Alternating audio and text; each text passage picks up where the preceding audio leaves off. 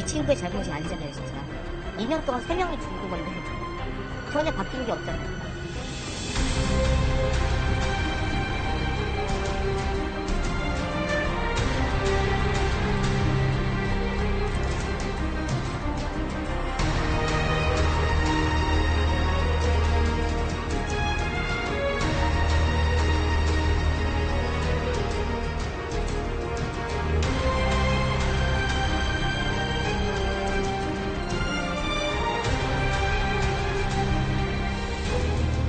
외주 하청을 하는 이유는 비용 절감이라고 하지만 그거는 그 비용 절감은 사실은 1차적인 겁니다. 두 번째 큰 요인은 뭐냐면 모든 원청이 책임을 하청에 떠넘길 수 있는 가장 좋은 수단이거든요.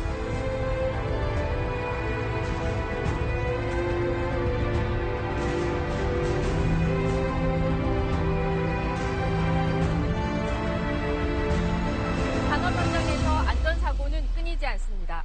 현장은 언제나 위험한데 안전규정을 제대로 지키지 않아서 혹은 순간의 방심이나 실수로 많은 근로자들이 죽거나 다칩니다. 그리고 이렇게 산업재해를 입는 근로자들의 상당수가 이른바 하청 근로자들입니다. 그리고 그 비율은 계속 늘고 있습니다. 이 위험한 산업 현장을 하청 근로자들이 메우고 있다는 이야기입니다. 하청 근로자들은 왜 그곳에 있어야 했고 왜 안전규정을 지키지 못했는지 그리고 더 안전하게 일할 수 있는 방법은 없는지 취재했습니다.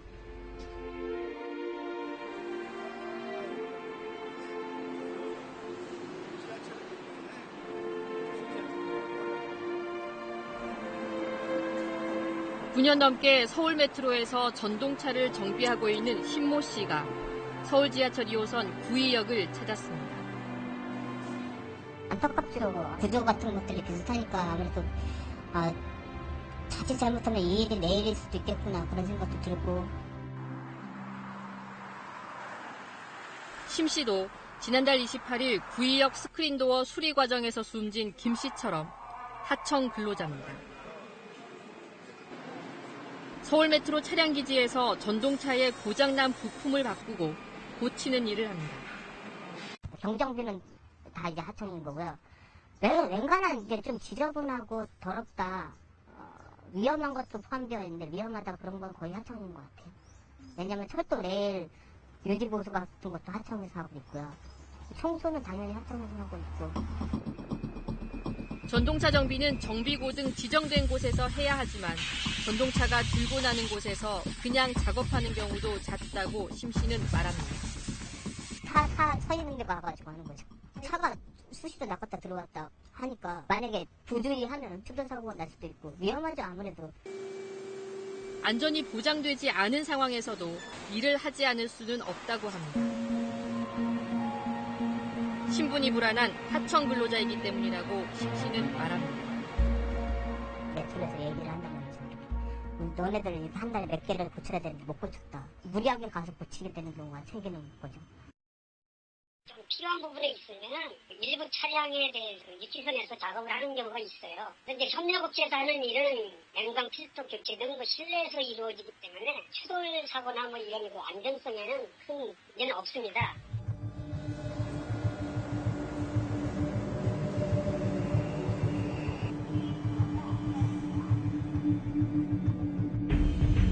김모 씨가 숨진 지난달 28일 서울 구의역 사고.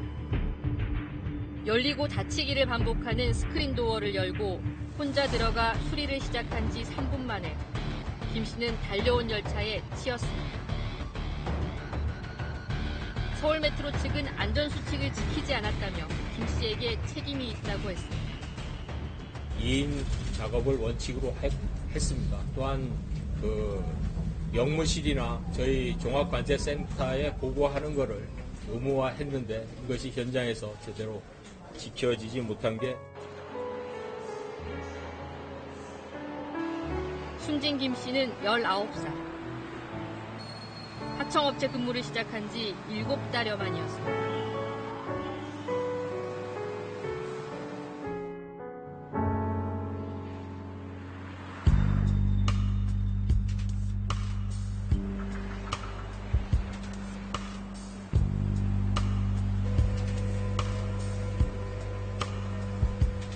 20년째 건설 현장을 돌며 용접 일을 하고 있다는 42살 김승권 씨는 지난 3월까지 충남의 한 석유화학단지에서 일했습니다. 같은 현장 동료 대부분이 하청 근로자였다고 합니다. 일용직 건설 노동자들은 한 4,500명 정도 일을 하고 있고요. 원청사 관리자 포함해서 약 5,000명 정도 된다고 보시면 됩니다. 불꽃을 달고 다니는 위험한 일을 하다 보니 바짝 자른 짧은 머리에도 이유가 있습니다. 보호구를 쓰고 용접을 하면은 딱 용접하는 부위 말고는 아무것도 보이지 않거든요. 항상 이제 그 감시자들을 배치해야 하는데 현실적으로 그게 안 되다 보니까 나중에 이제 옷이 불에 붙어서 한 반 정도 탔는데 그때서야 이제 알게 되는 경우.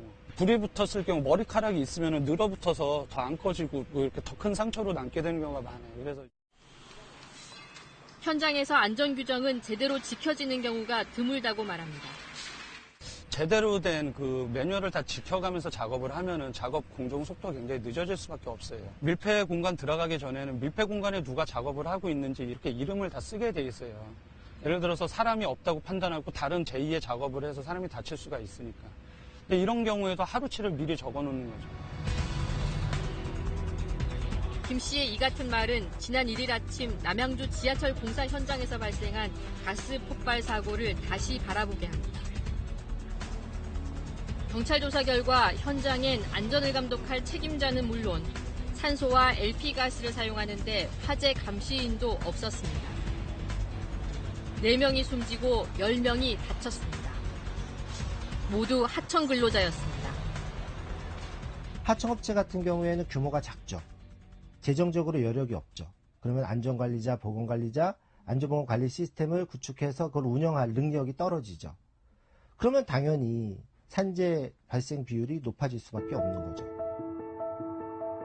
지난 2012년부터 지난 6월 말까지 산업재해 사망자는 소폭이지만 꾸준히 줄었습니다. 그러나 중대재해 사망자 가운데 하청 근로자의 비율은 2012년 37.7%에서 지난해 상반기 40.2%로 오히려 늘고 있습니다. 대부분의 위험 업무를 하청한테 전가시켜서 그렇습니다. 그러면 조선소에도 밀폐된 공간, 그리고 건설업에도 일용직이 담당하는 위험 올라가는 곳들, 이런 것들이 다 하청이 하거든요. 현장직은 이미 하청에 다 업무가 이양됐다 이렇게 볼 수 있는 거죠. 전문가들은 대기업과 공공기관들이 특정 업무를 외주 하청업체에 맡기는 것에는 비용 절감 외에 다른 이유가 있다고 분석합니다. 문제는 필요하지 않음에도 불구하고 하청들을 쓰는 원청들이 있다는 거죠. 근데 그 원인들을 추적을 해보면 대부분의 경우들이 원청이 법적 책임을 지기 싫어서 그 법적 책임을 떠넘기기 위해서 일부러 하청에게 일을 주는 형태, 이런 경우들이 많이 발견이 된다는 거죠. 산재 사고가 발생했을 경우 근로자를 직접 고용한 사업주가 책임을 지도록 한 현행 법령이 이른바 위험 업무 외주화를 부추기고 있다는 겁니다. 이렇게 만들어진 원청과 하청 관계는 산재 사고를 은폐하는 이유가 된다는 지적이 나옵니다. 하청업체는 이 회사의 재계약 시 그리고 다른 회사의 발주의 공사를 수주받기 위해서 계약을 할 때 산재 적격심사 이런 걸 하거든요. 거기 감점 요인이죠. 국가인권위는 이런 관행을 없애기 위해 입찰 자격 사전심사제 등을 개선하도록 고용노동부 장관에게 권고했습니다. 사업주가 단순한 재해율 감소보다 산재 예방 활동을 강화하도록 하라는 겁니다. 하지만 현장에선 아직 먼 이야기라고 합니다. 업체 들어갈 때라도 받는 안전교육에서 제일 먼저 받는 교육이 사고가 나면 절대 119에 전화하지 말아라. 그렇게 되면 산업재해 기록이 남기 때문에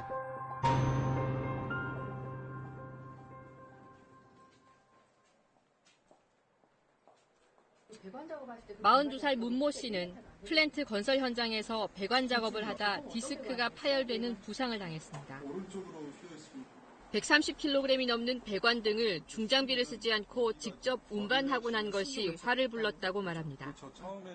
좁은 공간이다 보니까 크레인이라든가 어떤 중장비를 이용해서 넣지를 못하는 경우가 있거든요. 작업 공정을 맞추기 위해서는 그 크레인이 오기를 기다리면 일을 못해요. 그러면은 우리는 이제는 힘을 써서 그걸 어떤 위치에 갖다 놓는 지시는 안 하는데 그래도 우리가 할 수밖에 없는 상황이 만들어지는 거죠. 문 씨는 당연히 산재 처리를 받아야 한다고 생각하지만 하청업체에서 산재 처리에 소극적이라고 말합니다. 공간이 한 1m 정도 높이가요? 계속 구부정한 상태로 일을 계속 해야 되는 상황이 생기는 거죠. 작업 공간이 이제 상황마다 다른데 그 배관이 들어가면 이제 공간이 좁게 돼 있어요. 근데 이제 넌지시 그런 뉘앙스를 비치더라고요. 이런 식으로 하는 게 어떻겠냐. 하청업체 측은 업무 기인성 등 산재보험 처리 요건에서 문 씨와 의견이 달라 근로복지공단의 판단을 기다리고 있다며 산재를 부인하는 것은 아니라고 밝혔습니다.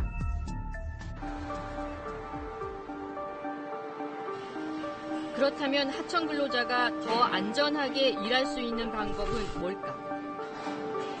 산재 사고가 났을 경우 고용관계에 상관없이 원청업체에 더 큰 책임을 지도록 하는 것이 당장 산업재해를 줄이는 처방이라는데 이견이 없습니다. 검찰도 중대산업재해 사건과 관련해 원청업체의 책임과 책임자 처벌을 강화하겠다고 밝혔습니다.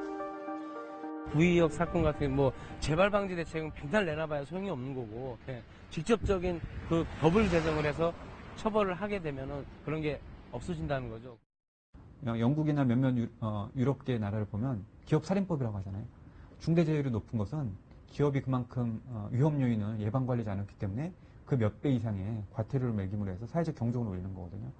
심지어 미국도 그런 경험이 있는데 우리나라는 너무 기업 친화적으로.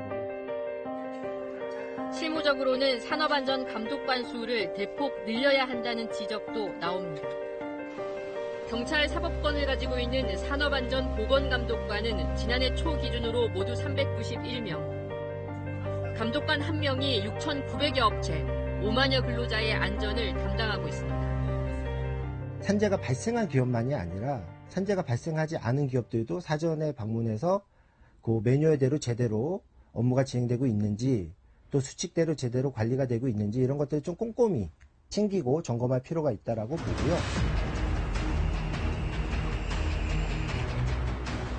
하청업체에서 사회에 첫 발을 디딘 19살 청년의 죽음. OECD 산재 사망률 1위의 오명을 벗기 위한 사회적 노력이 시급합니다.